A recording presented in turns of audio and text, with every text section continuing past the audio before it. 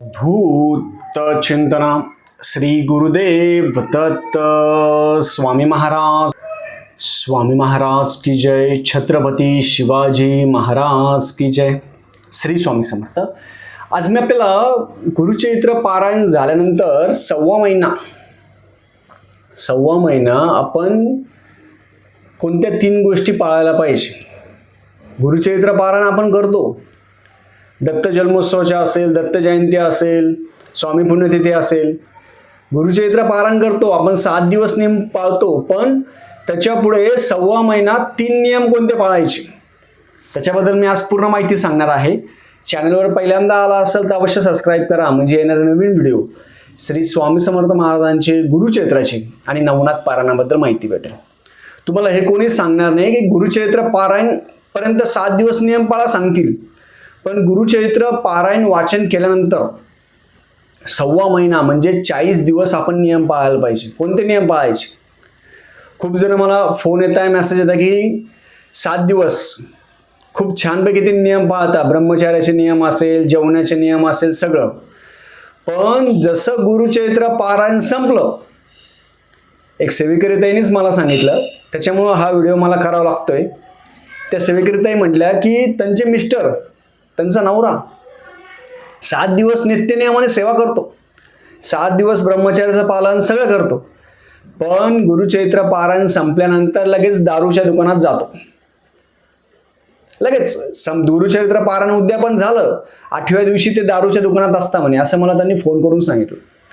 आणि काही ठिकाणी महिला असेल, कोणी असेल, काही ठिकाणी कोणाच्या घरी पण काय होतं की पारायण झाल्यानंतर 8व्या दिवसापासून डायरेक्ट नॉनव्हेज चालू होऊन जातं, नॉनव्हेज खायला चालू होऊन जातं। म्हणजे 7 दिवस खाण्यासाठी यांची तडफड होत असते, कोणी असू दे।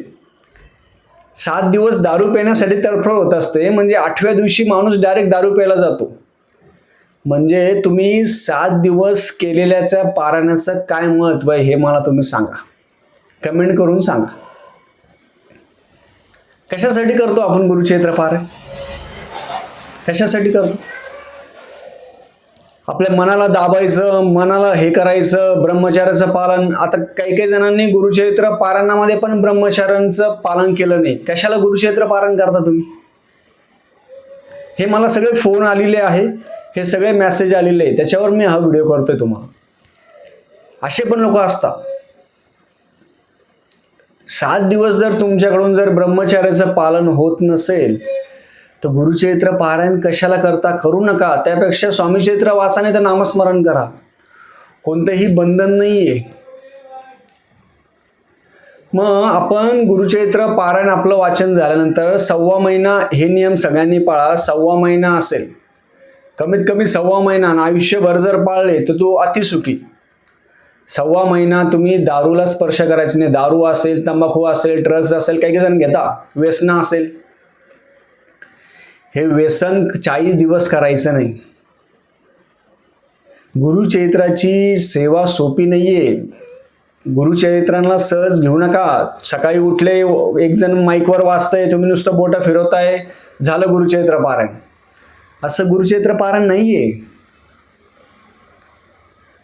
गुरुचरित्राचं खूप महत्व आहे, तो 5वा वेद आहे आणि खूप शक्ती असते। तुम्ही बघा, गुरुचरित्र वाचताय तुम्हाला ह्या 7 दिवसामध्ये चिडचिड झाली असेल, 7 दिवसामध्ये वादविवाद झाले असेल, 7 दिवसामध्ये भांडणं झाले असेल, 7 दिवसामध्ये तुम्हाला वाटतं मी काय करू आणि काय नाही, कारण की ही एनर्जी आलेली, ही ऊर्जा आलेली 7 दिवसाची।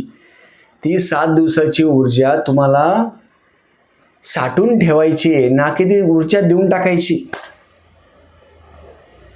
7 दिवसाची ऊर्जा आहे ना, गुरुचरित्राच्या पारायण केलेली ऊर्जा असते, जी शक्ती असते, ती आपल्या अंगामध्ये साठवली गेली पाहिजे। म्हणून 40 दिवस आपण दारू असेल, नॉनव्हेज असेल, ह्या गोष्टी खायच्या नाही। 40 दिवस कमीत कमी, किंवा आयुष्यभर जरी नाही केलं ना, काही फरक नाही पडत।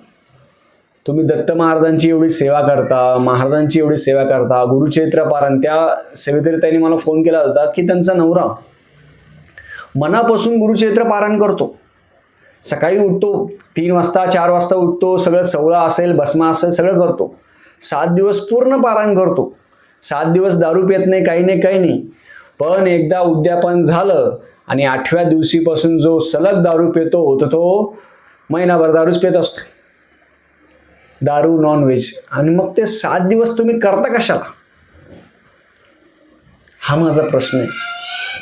आपण हे गुरुचरित्र वाचतो, ह्या गुरुचरित्रामध्ये एवढी ताकद आहे, ती ताकद दुसऱ्या कोणत्या ग्रंथामध्ये एवढी नाही. पटकन गुरुचरित्र वाचता आणि ऐकता जी ताकद भेटते ते कोणतीच भेटत नाही कुठे. 1.25 महिन्यामध्ये 40 दिवसामध्ये तुम्हाला नियम असे पाळायचे आहे की दुसऱ्यांना दोष द्यायचा नाही, दुसऱ्यांना नावं ठेवायची नाही, की कोणी कसं पारायण केलं, कोणी कसं केलं, कोणी कसं केलं. 40 दिवस कोणाला नावं ठेवू नका, 40 दिवस कोणाच्या घरचं अन्न खाऊ नका. कंपल्सरी पाळा तुम्ही, 40 दिवस पाळा फक्त. गुरुचरित्र पारायण तुम्ही कधीही करा, वर्षभरात कधीही पारायण करा. 1.25 महिना गुरुचरित्र पारायण झाल्यानंतर आपण कोणाच्या घरी खायचं नाही, कोणाच्या घरी प्यायचं नाही, पाणी पण प्यायचं नाही, कोणाच्या घरी 40 दिवस खायचं नाही, कोणाच्या घरी काही करायचं नाही, परांना घ्यायचं नाही. म्हणजे ती गुरुचरित्राची जी केलेली सेवा आहे ती सेवा आपल्यापर्यंत पोहोचेल. ती जी गुरुचरित्राची शक्ती आहे ती आपल्यामध्ये समाविष्ट होईल. त्याच्यामुळं आपण गुरुचरित्र पारायण केल्यानंतर, गुरुचरित्र हा खेळ नाही आहे. खूप जण काय करता, खेळ समजून करता, सोपं नाही हो, भ्रमिष्ट होता काही काही जण. मी स्वतः बघितलेलं आहे माझ्या डोळ्याने. जे गुरुचरित्राला इझी समजत होते ते भ्रमिष्ट झालेले, काही काही जण येडे झालेले, माझ्या डोळ्यासमोरचे उदाहरण आहे ते. गुरुचरित्र नियम पाळून करायला पाहिजे.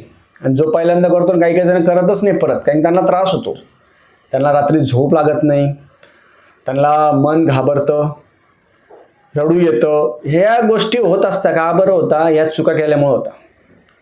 गुरुचरित्राचा मुख्य गाभा असा आहे, गुरुचरित्र पारायण करताना ब्रह्मचर्याचं पालन होणं महत्वाचं आहे. आणि हेच काही काही जण करत नाही. खूप जण मला फोन आले, खूप महिला असेल पुरुष असेल सगळे, त्यांचे फोन आले की दादा आमचं ब्रह्मचर्य गेलं. मग काय करायचं, गेल्यावर आता तुम्ही वाचून फायदा काय. म्हणून याच्यापुढं गुरुचरित्र पारायण करत असताना ब्रह्मचर्याचं पालन तुमच्याकडून होत असेल तर गुरुचरित्र पारायण करा, नाही तर करू नका. तुमच्याशिवाय काही अडत नाही. तुम्ही केलं नाही ना काही फरक पडत नाही. एक गुरुचरित्र पारायण कमी, काही प्रॉब्लेम नाही. पण ब्रह्मचर्याचं पालन तुमच्याकडून होत असेल तर करावं. आता ह्या 40 दिवसामध्ये ब्रह्मचर्याचं पालनाचा विषय असा आहे, तुम्ही लग्न झालेलं असेल, तुमचं काही असेल तर तुम्हाला ब्रह्मचर्याचं पालन करू नका. 7 दिवस केलं खूप झालं, 40 दिवसामध्ये ब्रह्मचर्याचं पालन नाही करायचं. पण जे अनमॅरिड असेल, ज्यांचं लग्न नाही झालं, त्यांनी तरी ब्रह्मचर्याचं पालन करा, बाकीच्यांनी नाही. जे लग्न झालेलं आहे, कसं असतं, खूप जण म्हणतात की नवरा गुरुचरित्र पारायण करायला बसल्यानंतर बायकोला सहन नाही होत, आणि बायको गुरुचरित्र पारायण करायला बसल्यानंतर नवऱ्याला सहन नाही होत. हे अशा घरगुती वादविवाद, भांडणं असतात. सगळेच जण सेवा करणारे नसतात. म्हणून ह्या 40 दिवसामध्ये कोणाच्या घरचं नॉनव्हेज असेल, कोणाच्या घरचं काही खायचं नाही. 40 दिवसामध्ये निंदा करायची नाही, कारण की दत्त महाराजांची शक्ती आपल्यासोबत असते. 7 दिवस तुम्ही केलेली शक्ती आहे ना. 7 दिवस तुम्ही सकाळी उठले, स्नान केलं, गुरुचरित्र पारायण केलं, 1 घंटा, 2 घंटे, 3 घंटे प्रहराची सेवा केली, नामस्मरण केलं, तर ही सेवा तुमच्याकडे आलेली आहे. आता काय होतं, लोक तुमच्याकडून ही सेवा घ्यायला बघता. म्हणून 40 दिवस कोणाच्या घरचं खायचं नाही, 40 दिवस कोणाच्या घरी खायचं नाही, प्यायचं नाही, कोणाला नावं ठेवायचे नाही. 40 दिवस असेल, दारू असेल, तंबाखू असेल, सिगरेट असेल, व्यसन करायचे नाही. 40 दिवस ही सेवा आपली टिकून राहण्यासाठी आपण जास्त नामस्मरण करावं. नामस्मरण करायचं, जेवढं जमेल तेवढी सेवा करावी. कोणाच्या आध्यात नाही, कोणाच्या मध्यात नाही, कोणाला वाईट बोलू नका, कोणाला चांगलं बोलू नका, काहीच नाही. आपलं काम भलं, आपण भलं. कारण की ह्या 7 दिवसाच्या कालावधीमध्ये जी शक्ती आहे ती तुमच्या सोबत आलेली असते, हे लक्षात ठेवा. साधी सोपी शक्ती नाही आहे, खूप मोठी शक्ती. हे तुम्हाला कोणी सांगत नाही. तुम्हाला काय सांगता, 7 दिवस पारायण करा, 8व्या दिवशीपासून काही आपले नियम संपले, असं नाही आहे. 40 दिवस आपण नियम पाळा. खाण्यापिण्याचे नॉनव्हेज असेल नॉनव्हेज खाऊ नका, दारू पिऊ नका. ब्रह्मचार्याचे नियम ज्यांचं लग्न नाही झालं त्यांनी पाळा, ज्यांचं लग्न झालं असेल त्यांना ब्रह्मचार्याचे नियम काहीच नाही आहे. आणि 40 दिवसामध्ये आपण महाराजांचं नामस्मरण करायचं, जास्तीत जास्त औदुंबराला प्रदक्षिणा करायची, महाराजांचं नामस्मरण करायचं. आणि आपण गुरुचरित्रामध्ये काय शिकलो 7 दिवसामध्ये ते 40 दिवसामध्ये आपण त्याचं मनन करायचं, चिंतन करायचं. मनन चिंतन म्हणजे काय, पोथी घेऊन बसायचं का नाही. 7 दिवसामध्ये आपण जे काही वाचलेलं आहे, पहिल्या दिवशी, दुसऱ्या दिवशी, तिसऱ्या दिवशी, 40 दिवस रोज विचार करायचा की मला पहिला दिवस कसा गेला, दुसरा दिवस कसा गेला, तिसरा दिवस कसा गेला. 7 दिवस तुम्ही जे 7 दिवसामध्ये जे तुम्ही जो अनुभव तुम्हाला आला तो 40 दिवसामध्ये त्याचं मनन करा, चिंतन करा की आपलं काय चुकलं, आपल्या बघण्यातून काही पाप झाला का, डोळ्यातून काही पाप झाला का, ऐकण्यातून काही पाप झालं का, याचं सगळं मनन चिंतन करायचं. दत्त महाराजांची सेवा करणं अति कठीण आहे. आपण जसं म्हणतो रजक एक साधा व्यक्ती होता, तो भक्त महाराजांचं दर्शन करायचा. महाराज म्हटले काय पाहिजे, ते म्हणे मला राजासारखं आयुष्य पाहिजे. काहीच नाही, त्यांनी सेवा नाही, काही नाही, फक्त रोज नमस्कार, बस. महाराजांना तेवढंच प्रिय आहे, फक्त मन त्यांचं प्रेमळ होतं. महाराजांनी पुढच्या जन्मी राजा करून टाकलं. जेव्हा राजा झाल्यानंतर श्रीपाद श्रीवल्लभ महाराजांनी त्यांना राजासाठी आशीर्वाद दिला. नरसिंह सरस्वती स्वामींच्या त्या काळामध्ये तो राजा झाला, बिदरचा राजा. महाराजांकडे आला. महाराज म्हणे काय काय करतो म्हणे तू राज्य. मग त्याला आठवलं आपण मागच्या जन्मी कोण होतो. म्हणजे आपण जी दत्त महाराजांची सेवा करतोय, ज्या व्यक्तीने गुरुचरित्र पारायण केलंय ते मागच्या जन्मी दत्त महाराजांची सेवा करणारे होते. असे कोणीही गुरुचरित्र पारायण करू शकत नाही, कोणीही नाही.